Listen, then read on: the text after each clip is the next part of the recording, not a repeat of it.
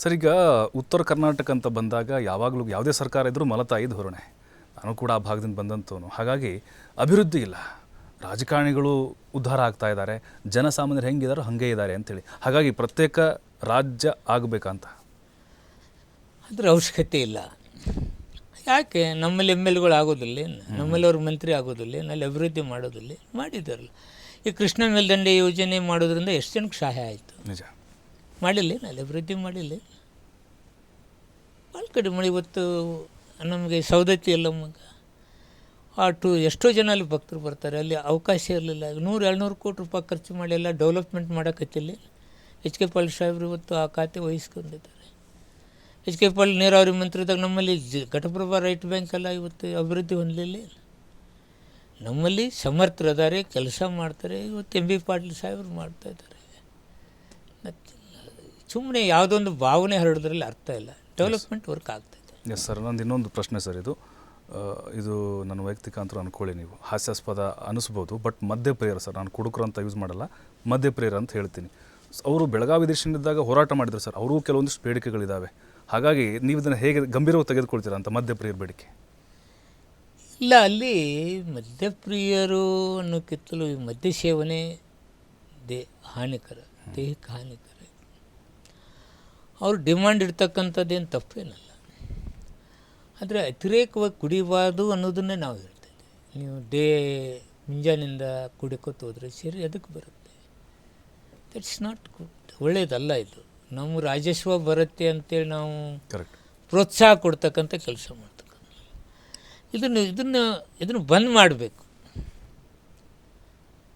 ಮದ್ಯ ಇದನ್ನು ಬಂದ್ ಮಾಡಬೇಕು. ಇದು ಎಲ್ಲೋ ಒಂದು ಕಡೆ ಬಂದ್ ಮಾಡಿದರೆ ಆಗೋದಿಲ್ಲ.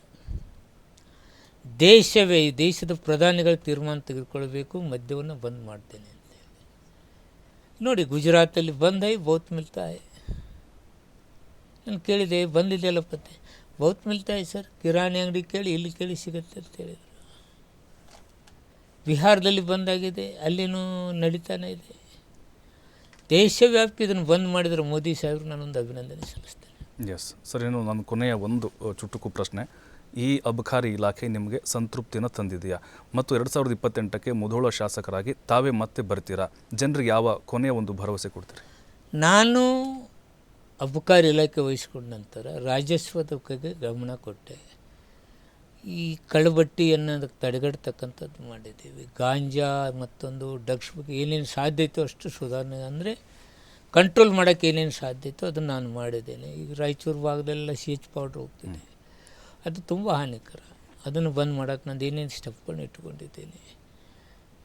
ನಾನು ಮಾನವನಿಗೆ ಹಾನಿಕಾರ ಆಗ್ತಕ್ಕಂಥ ಈ ಇಲಾಖೆಯಲ್ಲಿ, ಅಬಕಾರಿಯಲ್ಲಿ ಕೆಲವು ನ್ಯೂನತೆಗಳದ. ಅದು ಎಷ್ಟು ಮಟ್ಟಿಗೆ ಹ್ಯೂಮನ್ ಕನ್ಸಂಪ್ಷನ್ಗೆ ಯೋಗ್ಯ ಅಂತಕ್ಕಂಥದ್ದು ನೋಡ್ತಕ್ಕಂಥದ್ದು ಫಸ್ಟ್. ಎಸ್. ಸೆಕೆಂಡ್ ಒನ್ಗೆ ಏನು ಡೇ ಆ್ಯಂಡ್ ನೈಟ್ ಹುಡುಗರು ಮಾಡ್ತಾರೆ, ಅದು ಭಾಳ ಬೇಸರ ಇದೆ ನನಗೆ. ಅದನ್ನು ಹುಡುಗರು ನೋಡಿದಾಗ ಯಾಕಪ್ಪ ಈ ಕಾಯಿಲೆಯಲ್ಲಿ ಇದ್ದೀನಿ ಅಂತಕ್ಕಂಥ ನೋವು ನನ್ನ ಹತ್ತಲ್ಲಿ ಭಾಳ ಸಲ ಬಂದು ಹೋಗಿದೆ. ಇಲ್ಲ ಅಂತಲ್ಲ, ನಾನು ಆ ಮಕ್ಕಳ ಹಾನಿ ಆಗೋದು ಪಾಪ. ಡೇ ಟೈಮ್ ಕುಡ್ದು ಅಲ್ಲಿ ಬಂದು ನಿಂತದ್ದು ನೋಡಿದಾಗ, ಹಳ್ಳಿಗೊಳಗೆ ಹೋಗಿರ್ತೀವಲ್ಲ, ಡೇ ಟೈಮ್ ಕುಡಿದು ಬಂದು ಅವ್ರು ನಿಂತ್ಕೊಂಡಾಗ ಅವ್ರ ಭಾವನೆಗಳು, ಇಲ್ಲೂ ಬೆಳೀತಕ್ಕಂಥ ಮಗು ಕಮ್ಮಿ ಹೋಗ್ತಾ ಇದ್ದಿಲ್ಲ ಅಂತಕ್ಕಂಥ ನೋವು ಬಂದಾಗ ಈ ಅಬಕಾರಿ ಇಲಾಖೆ ಬೇಡಪ್ಪ ಅಂತ ಅನಿಸುತ್ತೆ.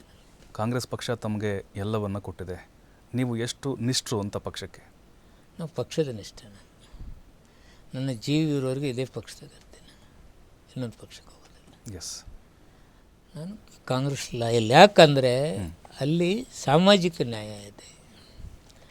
ಯಾವುದೋ ಒಂದು ಜಾತಿ ಧರ್ಮದವ್ರನ್ನ ದೂರಿಟ್ಟು ಬದುಕನ್ನು ಮಾಡಬೇಕು, ರಾಜಕಾರಣ ಮಾಡಬೇಕಂತಕ್ಕಂಥದ್ದು ಕಾಂಗ್ರೆಸ್ಸಲ್ಲಿ ಇಲ್ಲ. ಎಲ್ಲ ಜನಾಂಗವನ್ನು ಪ್ರೀತಿ ಮಾಡಬೇಕು, ಅವ್ರು ಅಭಿವೃದ್ಧಿ ಮಾಡಬೇಕಂತಕ್ಕಂಥ ದೇಹ ಧೋರಣೆ ಇರ್ತಕ್ಕಂಥ ಪಕ್ಷ ಕಾಂಗ್ರೆಸ್ ಇರೋದ್ರಿಂದ ನಾನು ಕಾಂಗ್ರೆಸ್ ಲೈಕ್ ಮಾಡ್ತೇನೆ. ಎಸ್. ತಿಮ್ಮಾಪುರ ಸರ್, ಸಾಕಷ್ಟು ವಿಚಾರಗಳನ್ನು ರಾಜ್ಯದ ಜನರಿಗೆ ಹಂಚಿಕೊಂಡಿದ್ರಿ. TV5 ಜೊತೆಗೂ ಕೂಡ ತಾವು ಸಾಕಷ್ಟು ವಿಚಾರಗಳನ್ನು ಶೇರ್ ಮಾಡ್ಕೊಂಡಿದ್ರಿ. ಧನ್ಯವಾದ ಸರ್. ನಮಗೆ ನಮಸ್ಕಾರ. ಎಸ್ ಸರ್, ನೋಡ್ತಾ ಇದ್ವಿ ನಾವು RV ತಿಮ್ಮಾಪುರ ಅವರು ಅತ್ಯದ್ಭುತವಾದಂಥ ಮಾತುಗಳನ್ನು ಆಡಿದರು. ಯಾಕಂತ ಹೇಳಿದ್ರೆ ಅವರ ಬಾಲ್ಯದಿಂದಲೂ ಕೂಡ ಕಷ್ಟದಿಂದ ಬೆಳೆದಂಥ ಒಬ್ಬ ವ್ಯಕ್ತಿಯವರು. ಜೊತೆಗೆ ಸಮಾಜದ ಏಳು ಬೀಳುಗಳನ್ನು ಕೂಡ ಬಹಳ ಹತ್ತಿರದಿಂದ ಕಂಡಂಥವ್ರು. ಕಾಂಗ್ರೆಸ್ ಸರ್ಕಾರ ಜೊತೆಗೆ ಈಗ ಅಬಕಾರಿ ಇಲಾಖೆಯಲ್ಲಿ ಏನಿದ್ದಾರೆ, ನಾನು ಮುಂದೆ ಕೂಡ ಕಾಂಗ್ರೆಸ್ನಲ್ಲೇ ಇರ್ತೇನೆ, ನಾನು ನಿಷ್ಠನಾಗಿದ್ದೇನೆ ಅನ್ನುವಂಥ ಮಾತನ್ನು ಹೇಳ್ತಾ ಇದ್ದಾರೆ.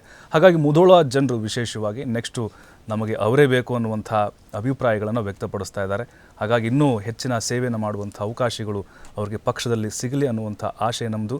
ಜೊತೆಗೆ ಅಬಕಾರಿ ಇಲಾಖೆ ಅಂತ ಬಂದಾಗ ಅತಿ ಹೆಚ್ಚಿನ ಆದಾಯ ತರುವಂಥ ಪ್ರಯತ್ನವನ್ನು ಪ್ರಾಮಾಣಿಕವಾಗಿ ಅವರು ಮಾಡ್ತಾ ಇದ್ದಾರೆ. ಯಾಕಂದರೆ 40,000 ಕೋಟಿಗಿಂತ ಹೆಚ್ಚು ಆದಾಯವನ್ನು ನಾನು ಕೊಡ್ತೀನಿ ಸರ್ಕಾರಕ್ಕೆ. ಹಾಗಾಗಿ ಅದು ಕೂಡ ಗ್ಯಾರಂಟಿಗಳಿಗೆ, ಅಭಿವೃದ್ಧಿಗೆ ಸಹಕಾರ ಆಗೇ ಆಗುತ್ತೆ ಅನ್ನುವಂಥ ವಿಶ್ವಾಸ ಕೂಡ ರಾಜ್ಯದ ಜನರಿಗಿದೆ.